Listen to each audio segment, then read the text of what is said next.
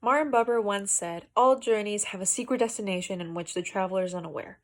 Apart from being the 20th largest country in the world, Peru is also very well known for its mind-blowing landscapes and its distinct culture.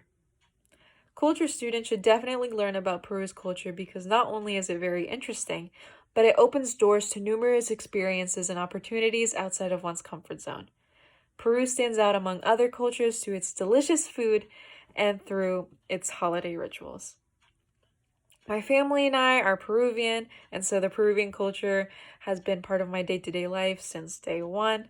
I am also completely fluent in Spanish, and I have experience in Peruvian cooking, and I have also participated in various holiday rituals. First off, I'm going to start talking about Peru as a whole, then I'm going to move into the food one can expect to see in Peru, and finally the holiday rituals. Peru is a country located in South America, and its capital is called Lima, Peru. Lima is extremely big due to its population of 9 million people, and most of those people consider Lima their home sweet home. The article World Climate Guide Climates to Travel also mentions that Lima is a subtropical desert. This means that it rarely rains in Peru, to the point where most Peruvians call the climate the donkey belly. You must be wondering why I haven't mentioned Machu Picchu yet. Machu Picchu is definitely one of the most visited destinations in Peru.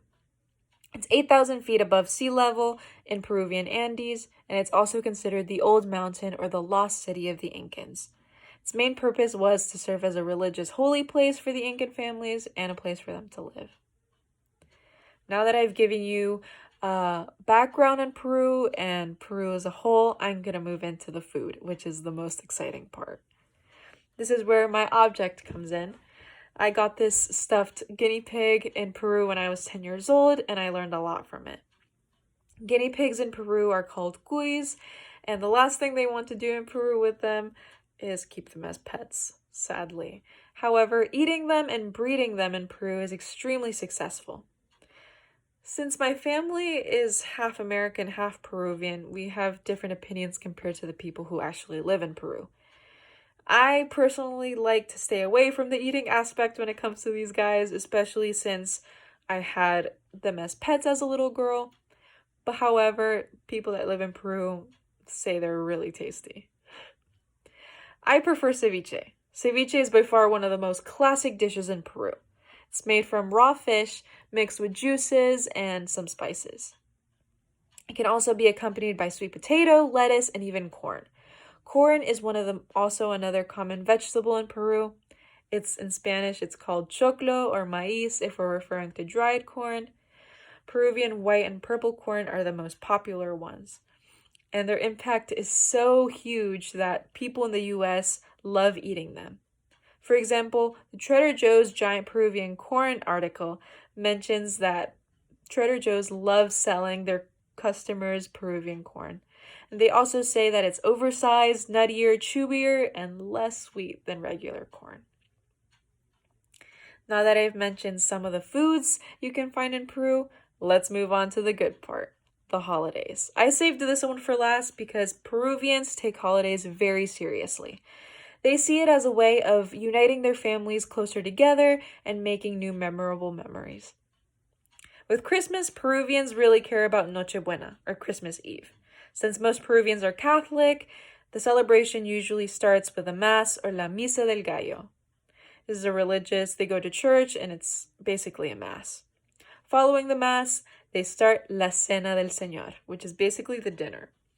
And the most popular food you can eat on Christmas is called panettone. Panettone is essentially a sweet bread loaf filled with raisins and sweet fruit. My family is obsessed with it. Regardless if it's Christmas or not, we have to eat it. Finally, to end the celebration, fireworks are shot throughout the night. One of my favorite holidays in Peru that I like to celebrate is New Year's. Now, yellow is extremely popular in Peru. Most Peruvians like to wear yellow because it represents good luck. My friend and I last year, we decided to wear yellow together because she also loves Peruvian culture. Wearing a specific color or new clothes represents what you want to expect from the new year. Additionally, you can write down 5 wishes and dip them into champagne to make them come true, essentially.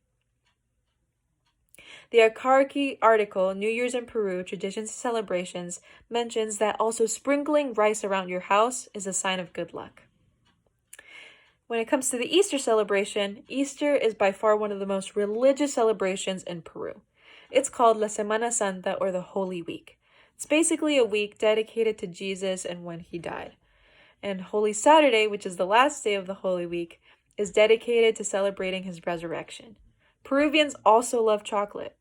So, just like the US celebration, chocolate is very important in Easter as well. In conclusion, I talked about Peru as a whole. I mentioned some of the food in Peru and the holiday rituals.